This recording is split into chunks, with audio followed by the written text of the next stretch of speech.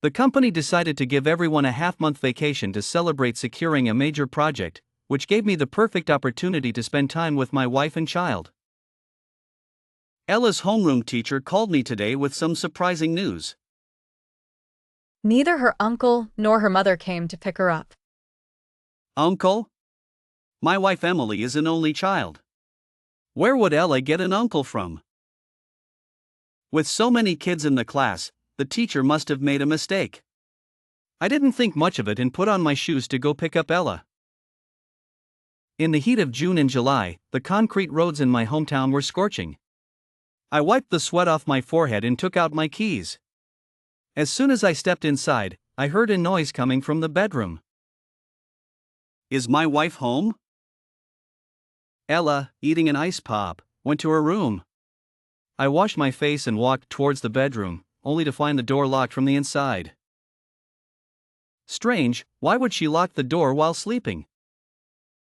I knocked on the door. Honey, are you awake? Emily appeared at the door, wearing a silky nightgown that accentuated her curves, looking incredibly alluring. What was that noise just now? Why is your face so red? I entered the room and noticed that the window, which we rarely opened, was open today.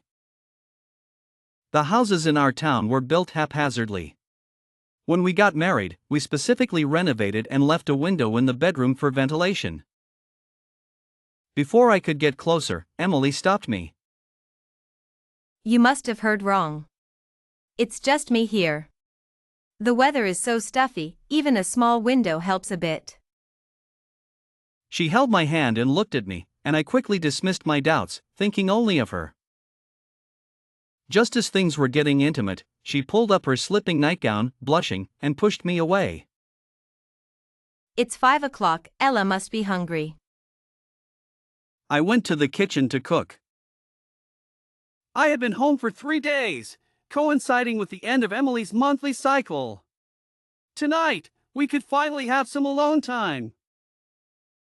I was eagerly anticipating the evening, but she said she had a headache and wanted to rest early. Even though we've been married for 8 years, our love hasn't faded. When she's not feeling well, I worry more than she does.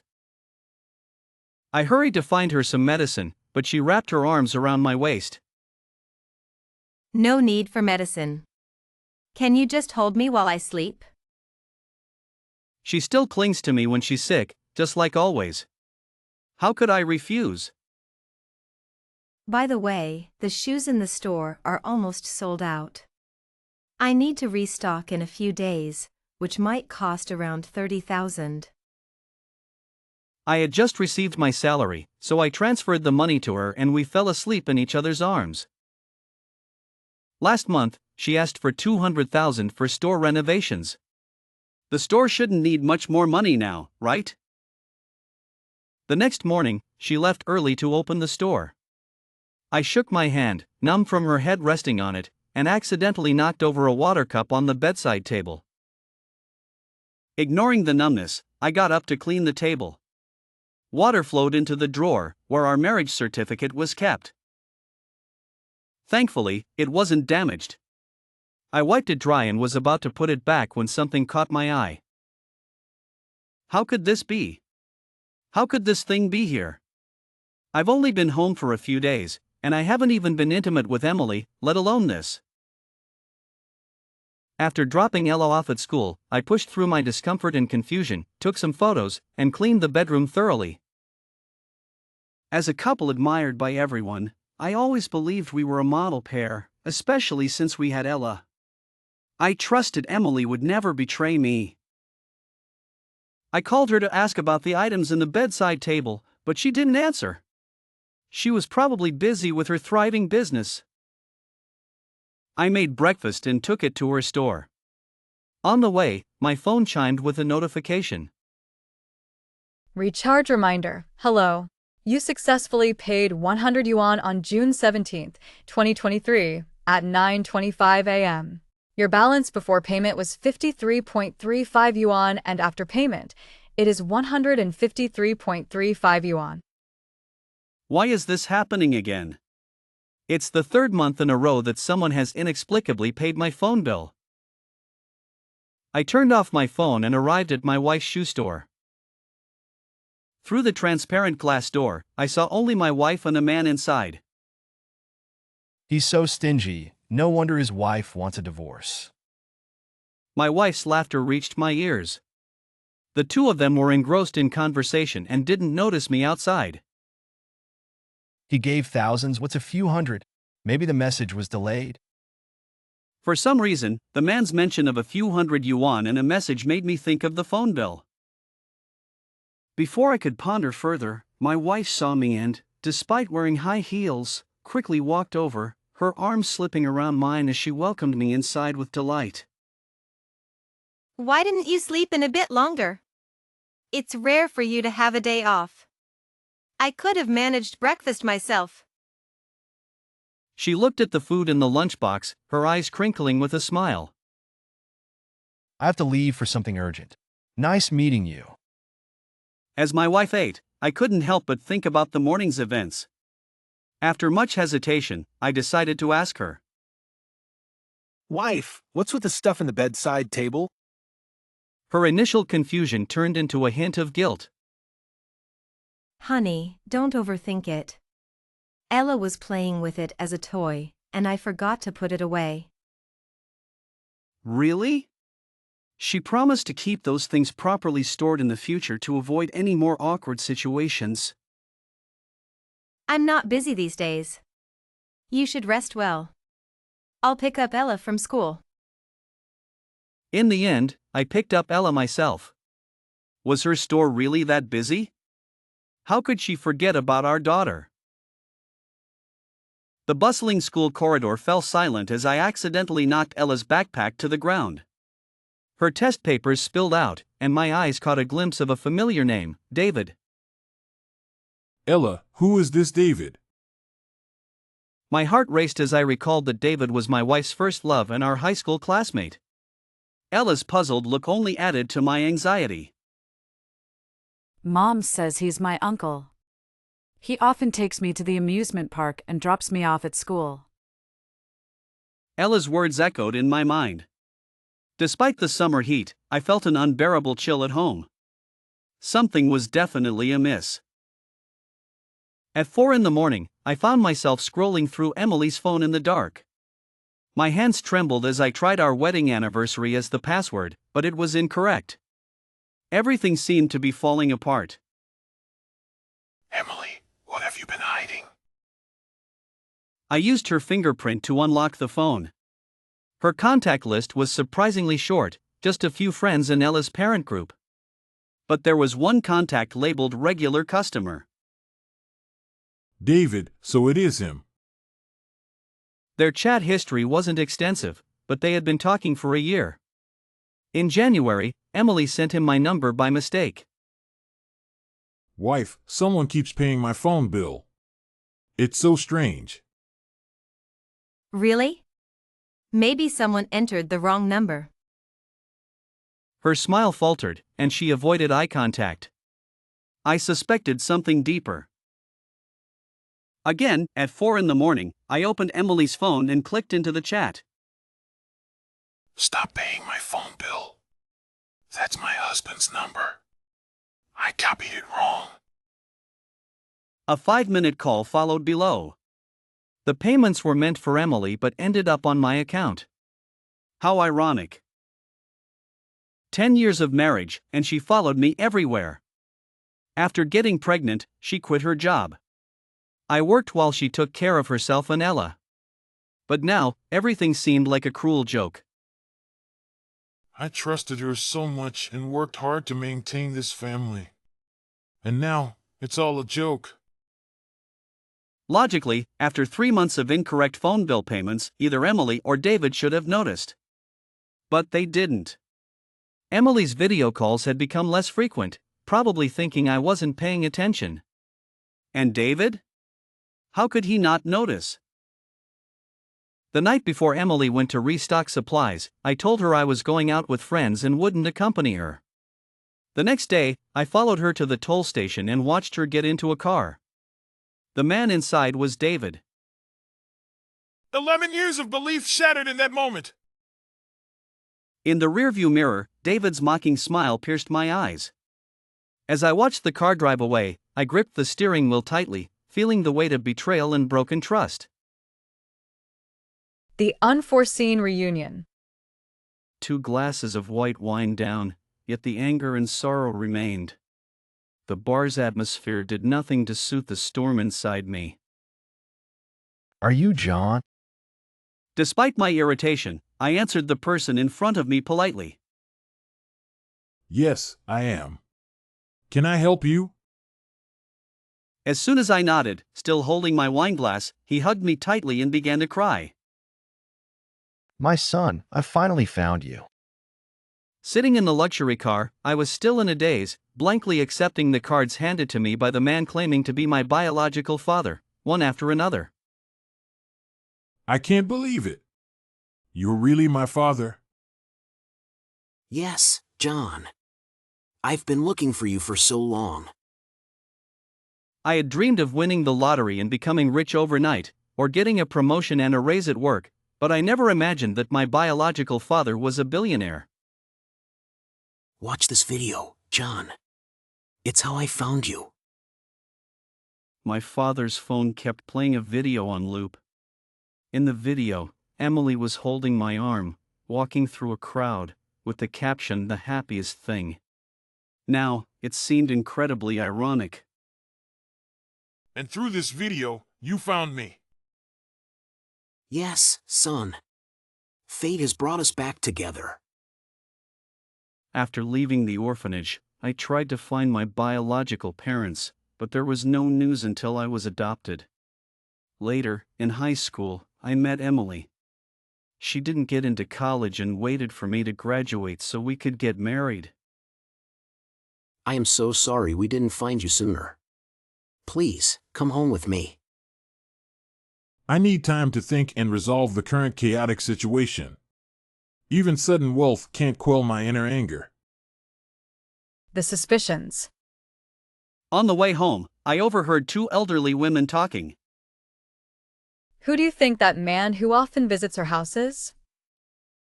Could it be that he's being deceived? Stop talking, he might hear you. So, my situation was already known to everyone. Maybe she was just momentarily confused, and I had neglected her while busy with work. We should have a proper talk. I didn't want Ella to choose between us. She deserved a happy family. The confrontation. It took 2 days for Emily to come back. When she bent down to take off her shoes, I saw the marks on her neck. My rationality shattered in that moment. Emily, what is this? Explain yourself. Please, let me explain. It's not what it looks like. I listened, but she stammered and couldn't say anything coherent. Facts are facts, how could she explain them? Disappointment accumulated, and I blurted out the word divorce. No, husband, I was wrong. I will never do it again. Please don't leave me. Ella is still so young. Did you think of Ella when you did those things? Did you think of me? I won't do it again. I'll transfer all my assets to you, everything to you. Please, don't divorce me. Calming down, I decided to forgive her this once. I couldn't let go of our years of relationship, and I had to consider Ella. The betrayal. The next afternoon, Emily really transferred all her assets to me and deleted all contact with David. While running the shoe store, she also took care of all the household chores, treating Ella and me with utmost care. I thought she had truly repented. Coincidentally, Ella's birthday was coming up, which was also our wedding anniversary. I called my parents and planned to give Emily and Ella each a private villa as a gift. Carrying a cake, I entered the jewelry store, only to find Emily and David passionately kissing in the corner. My clenched fists bled as I watched them enter the hotel next door. The door wasn't even fully closed before the 2 of them tumbled onto the bed, their rapid breaths revealing the intense passion between them. No matter how much I tried to endure and compromise, I couldn't tolerate her betrayal again, especially on this significant day. John lifted his foot, ready to kick the door open, but the sounds from inside stopped him. Tomorrow I'll get a divorce. I'll give him all the assets. Emily, you're so clever. Transferring all the assets to John before the divorce, making the $8 million debt a shared marital liability. Then we can take the money and run away, leading him to pay off the debt alone. Though they were laughing, all John felt was endless despair and bitterness. How foolish I was. I thought she transferred the assets to me to show her sincerity, that she wanted to live a stable life with me. In reality, she was ruthless, exploiting legal loopholes to trap me into paying their debts for a lifetime. The noises from the room grew louder, Emily's intermittent gasps overshadowed by David's voice. My daughter Ella has been calling John Dad for so many years, and now she's finally coming back to me. If he knew he had been raising your child all these years, wouldn't he be furious? It felt like being thrown into an endless, icy ocean, my blood freezing. John let the cake fall to the ground. Ella, the source of my motivation and happiness for so many years, wasn't my daughter. The people inside were too engrossed to notice the commotion outside the door. John wiped his eyes forcefully, picked up the cake from the floor, and walked out of the hotel step by step. Divorce? I would never let these two get their way. John brought Ella's grandmother over, not knowing what Emily and David were up to outside. It was 9 in the evening when Ella finished her homework, long before Emily returned. Don't you know what day it is? Ella insisted on waiting for you to come back and eat cake. She has school tomorrow. Emily remained silent, going along with Ella to make a wish and blow out the candles. After Ella fell asleep, she brought up the divorce in front of Mother. Couples shouldn't hold grudges overnight. I won't interfere in your matters. You two sort it out yourselves. I'll go accompany Ella to sleep. I thought she would wait a few days before bringing this up, but I didn't expect her to be so impatient. For so many years, John had been a fool, raising another man's wife and child. The moment the time was right, he was kicked aside, a complete joke. But she didn't anticipate that John was no longer the same man, nor did she realize how much Ella valued him. I'm serious. Emily deliberately exposed the marks on her chest, announcing her misdeeds to them. She wanted to provoke John one more time, to challenge his limits, to make him agree to the divorce. How could you do this? What foolishness are you doing? Have you no shame? John had always treated the three of them well. Mother had always been satisfied with him, especially since they had Ella. With Emily's betrayal, Mother was undoubtedly on John's side. Emily said she no longer had feelings for me, but her belated 7-year itch didn't convince my mother. I kept asking if I had done something wrong to upset Emily, repeatedly promising to change, not wanting a divorce. Emily, if I've done something wrong, just tell me. I can change. I don't want a divorce. John, you let anyone walk all over you now? Even after all this, you still won't divorce me? You're spineless, not a real man. My humble pleas and Emily's unreasonable behavior only made my mother feel more sorry for me and see me as considerate. Emily, if you divorce John, I will sever our mother-daughter relationship. Back in the bedroom, Emily confronted me, trying to break me down with her bare presence. John, you still won't divorce me? You're not a real man. I let out a cold laugh and went to bed, ignoring her, which only made her stomp her feet in frustration. The next day at the breakfast table, I told her I had returned all her assets. As long as you don't leave me, I can give you my money too. Emily threw her chopsticks on the floor, glaring at me fiercely, but soon picked them up and ate in silence. Emily, you're being irrational. Emily and David wanted me to pay off their debts, but since I refused to take her money, they couldn't achieve their goal and naturally couldn't divorce. I resigned from my job to stay home and take care of Ella while secretly investigating Emily and David. It turned out they had borrowed $10 million from loan sharks to start a business, but the company failed within a month of going public, leaving them with an $8 million debt. Just yesterday, they borrowed another $2 million to invest in Far Reach Group, where David became a department manager. Coincidentally, that was my father's company. When David saw me at the company, he looked me up and down with a smirk. How did someone like you get into Far Reach? He usually looked down on me, causing trouble both openly and secretly with petty tricks that I couldn't be bothered to address. I graduated from a prestigious university and had accumulated significant experience and skills over 8 years of work, plus my father's connections, so I quickly became his equal. Emily rarely came home anymore, and her belongings at home were dwindling. The company recently took on a project, and everyone was extremely busy. I stayed up late working on a proposal, only to see my work appear in David's presentation on the day of the report. No wonder Emily, who rarely came home, suddenly returned the day before it was to steal for her lover.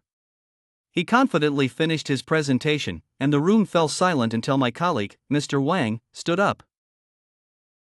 I've seen this proposal before. My original proposal had some gaps that he didn't know about, which I had since filled in, earning continuous applause from the audience. Among the admiring glances were David's embarrassed ones. Everyone at the company knew about David's plagiarism, but no one exposed him.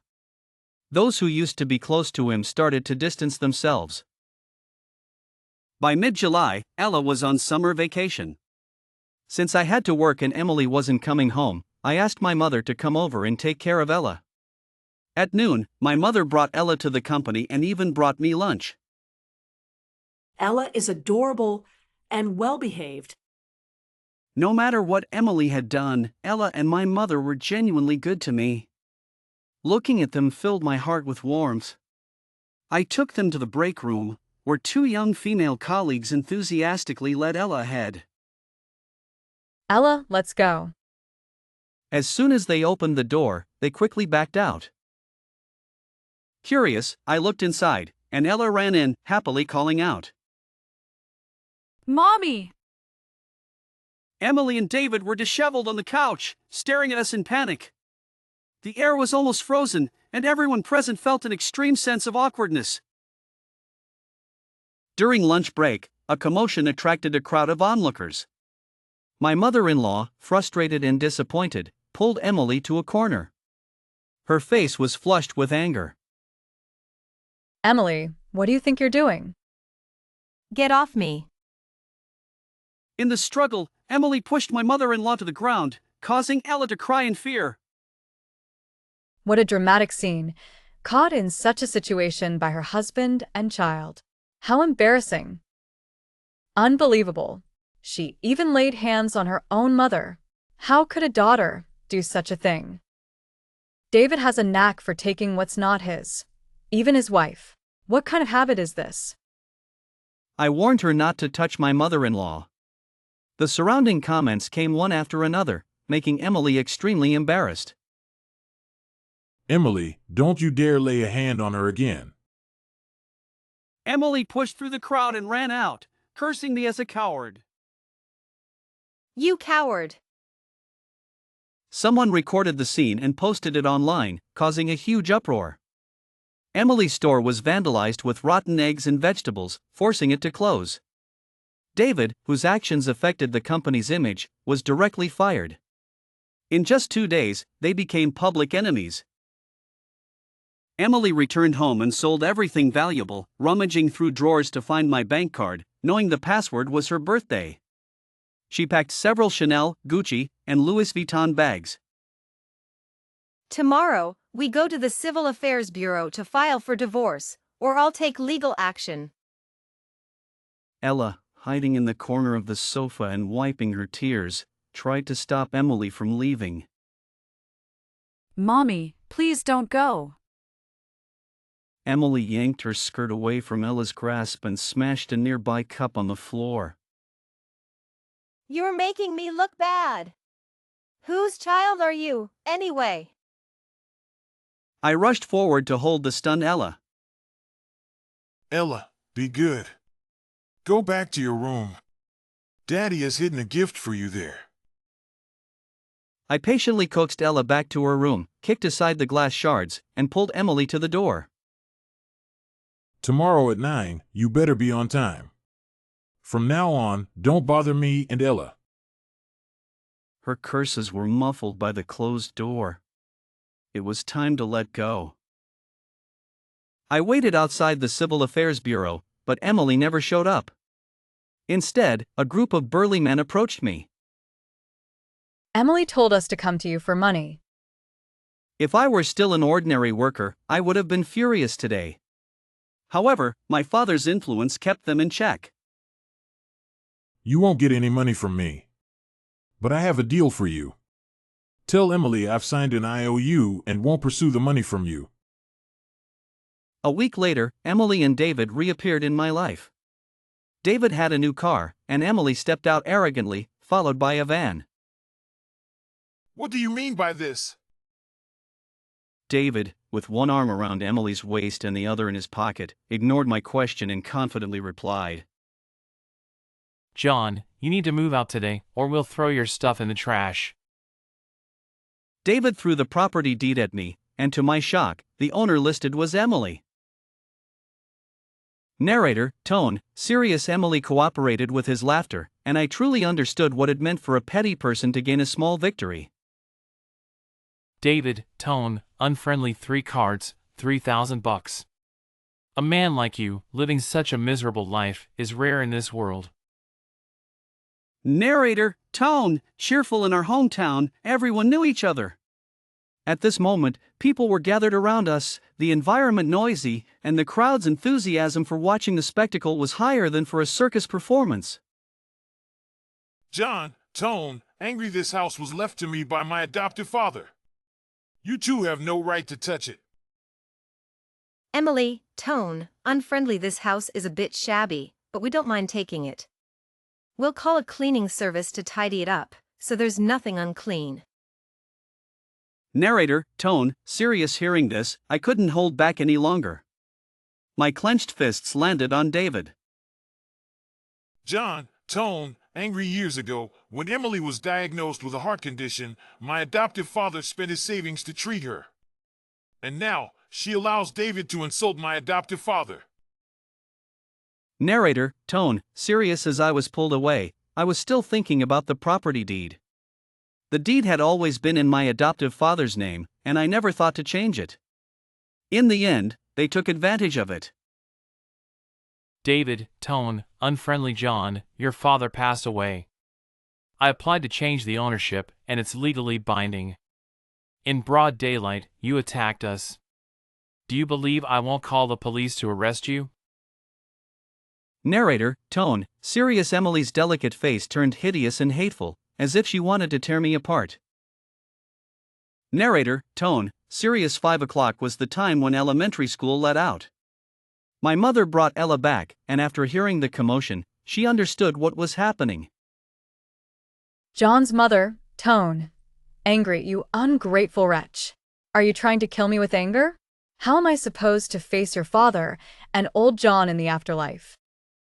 John, tone, unfriendly. None of my business. You and he can get lost. I'll pretend I never had you as a mother. Narrator, tone, serious. The old lady clutched her chest, almost unable to breathe. I helped her to the side to rest. Narrator, tone, serious. Emily was loudly spreading the news that I owed money and didn't repay it, unaware that her creditor was approaching from 100 meters away. Creditor, tone, shouting borrowed money and think you can run? Not that easy. Narrator, tone, terrified. Several burly men scared David so much that he wet his pants and tried to run. Emily was even more lost, trembling and kneeling on the ground. The crowd dispersed, but the farce wasn't over. John, tone, cheerful. Forgot to tell you, I partnered with your creditor. You'll have to repay the money, and if you can't, whatever they do to you is none of my business. Narrator, tone, relieved. Seeing the two of them trembling made me feel much better. I drove them to the Civil Affairs Bureau and got the divorce certificate before the office closed. John, tone, serious, don't even think about the house. I've already hired a lawyer. Don't end up with unresolved debts and a lawsuit. Narrator, tone, serious. In the days that followed, Emily and David worked tirelessly to repay their debts. Every time they found a well-paying job, they were fired on the first day because my father had blacklisted them. No company dared to hire them. Narrator, tone, serious. Desperate, they ended up washing dishes in restaurants, selling vegetables at the market, carrying cement under the sun, and cleaning sewers, doing all the dirty and hard work. I moved with Ella and my mother to my father's house. Being their only son, Ella was adored by her grandparents, and our family lived in harmony. We successfully reclaimed the house from my adoptive father, and everything seemed to be moving in a positive direction. Until I accidentally discovered that Emily had taken out a life insurance policy worth $50 million on me at the beginning of the year. It was unimaginable that such a malicious person had been by my side, sharing my bed for 10 years. Cheating was one thing, but she also wanted me gone. Before we returned to our hometown, Emily hadn't been working. Although I was exhausted, seeing her at home every day brought me satisfaction. At the beginning of the year, we returned home for the new year. When I wanted to take her back to work, she insisted I go alone. I need to stay here to take care of Ella. I think I'll open a shoe store. That way, I can look after our daughter and earn some money. In reality, she was spending time with David while also taking out an insurance policy on me. During a family trip, we encountered Emily working as a cleaner. In just 3 months, her hair had turned gray. Although she was only 30, she looked older than 50. She was hunched over, cleaning the floor. Her hands, rough like tree bark, brushed against my shoes. I'm sorry, I didn't mean to. Please don't make me pay. My mother couldn't help but bend down to help her up, choking on her words as she called her name. Emily, is that you? Emily was stunned for a few seconds, then looked up in disbelief. When her eyes met mine, her weathered face twisted with resentment. John? Why aren't you gone yet? Other staff couldn't restrain her as she became agitated. Her bloodshot eyes looked like those of a demon, trying to drag me into the abyss. I felt sorry for her, working outside in the elements. Cleaning here is much easier than what she used to do. I didn't expect her to dare upset you too. As he spoke, he signaled to others. Emily struggled free and crouched in front of Ella. Ella, Mommy misses you so much. Come home with me, okay? I don't like this strange lady. I don't want her to be my mother. The restaurant owner intervened. Enough. How dare you try to climb up to Mr. Zhang's level? He's the son of the city's wealthiest man. Take her away now. Someone like him can't possibly be a rich second generation. Despite her outburst, she never appeared before me again. After being recognized by my parents, they handed the company over to me. One night, after meeting with a client, a large truck collided head-on with my Rolls-Royce on my way home. My head was spinning, and the people who got out of the truck were Emily and David. Uncle Tom, the driver, was unconscious. I was in the back seat and wasn't seriously injured. I need to call for an ambulance. My hand went limp, and my phone fell in the car as Emily and David approached. I was dragged to a nearby abandoned factory, my hands and feet bound. You guys are breaking the law. The two filthy men laughed eerily. Do you know what that debt has done to us? We can't even survive. Who cares about the law? My phone had its location on, and my parents had called me half an hour ago. With the ambulance I called earlier, they would surely know something was wrong and find me soon. What do you want? David swallowed and pushed Emily in front of me. Pay off her debt. If you still like her, I'll give her to you. Emily's previously confused expression turned to anger. What nonsense are you talking about? Who did I borrow all that money for? Do you have any conscience left? Not only was I a joke, but so was Emily. All right, I'll help you pay off the debt. Emily searched me and found a card, demanding the password. The sound of police sirens echoed outside.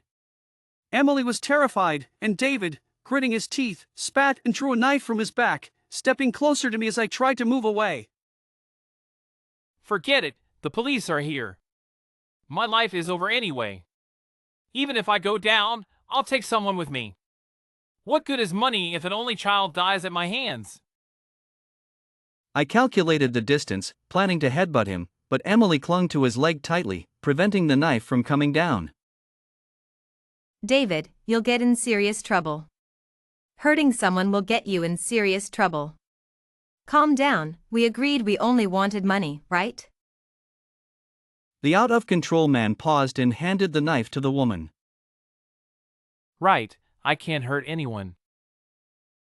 When the police broke in, David kicked Emily away, and she still held the sharp knife tightly.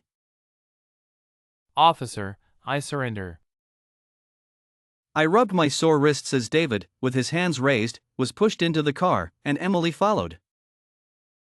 My parents were extremely worried. After I explained everything, my mother-in-law cried her heart out, saying her daughter had taken the wrong path from the beginning. During the trial, David insisted that Emily was the mastermind, but I knew she didn't have the guts. Officer, when she tried to harm someone, I kicked her away, preventing a tragedy. Can you consider this and be lenient with me? Even with her hands cuffed, Emily struggled desperately. David, I borrowed the money for your business. You wanted to kidnap him, and I followed you. You were the one who wanted to harm him, it was you. Emily screamed in anguish, accusing David of betraying her true feelings and cursing him to suffer in the afterlife. Uncle Tom was injured, and Emily and David were sentenced to 20 years in prison. When I went to visit them, I didn't bring Ella. Emily's eyes had lost their sparkle, she glanced at me and then lowered her head indifferently. To this day, I still can't understand why she betrayed me.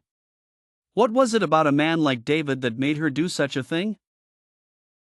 Emily, did you know? On Ella's birthday, I was planning to tell you that I found my parents. They were very happy about my marriage and our child, and they had prepared a villa each for you and Ella. She kept her head down, the smile on her lips unclear whether it was regret or self-mockery. I once believed in you, thought we would have a beautiful future together, but I was wrong. At this point, no amount of her tears would change anything. I stood up to leave, and a hoarse plea came from behind me. Take good care of Ella for me. She's innocent. Of course. She's already starting to forget you. David tried to put all the blame on Emily, but he didn't get his way. I went to see him as well. He looked disheveled, like a beggar on the street. You think you're here to mock me? No, I'm here to deliver something. After lightly tossing a piece of paper, I turned and left. He let out a painful wail. There was no need to guess, that piece of paper was the last straw that broke the camel's back. He was probably furious. I left the paternity test results in the prison. The sky cleared up, and it was time for me to pick up my daughter from school. In my haste, I bumped into a young woman on the way. I'm really sorry. I wasn't looking. Life is unpredictable. Because of that one bump, I ended up cooking for her for a lifetime. John, hurry up. Ella is bringing her boyfriend home for the first time today. If you dawdle any longer, we won't have dinner ready. My wife, Meng Xia, always loved to hurry me. She acted as if we wouldn't be able to buy groceries if I took a moment to change clothes. I'm coming.